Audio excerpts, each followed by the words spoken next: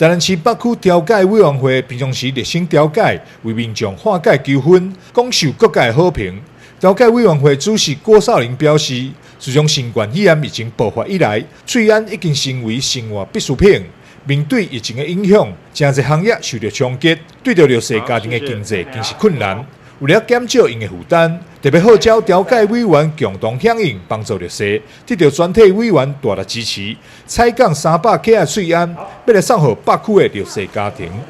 今仔日伫遮吼，真感谢着咱北区的调解委员，咱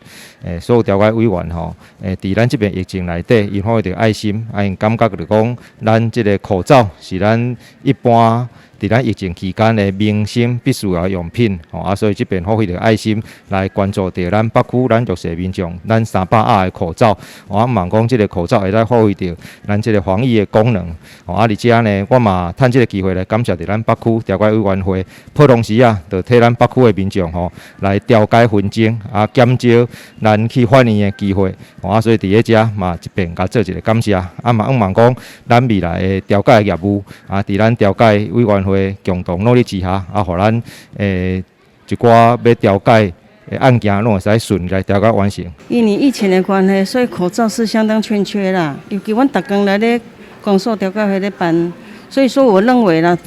需要填咱北区公所啦。无论是物资各个方面都需要，所以讲要发起一个活动，就是讲招阮的委员共同参与。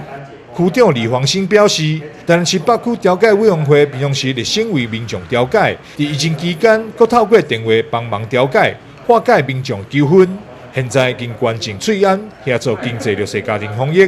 非常感谢因的付出，也呼吁民众会当做好防疫的工作，挂喙安、勤洗手，保持社交距离，早日让疫情得到控制，赶紧回归正常的生活。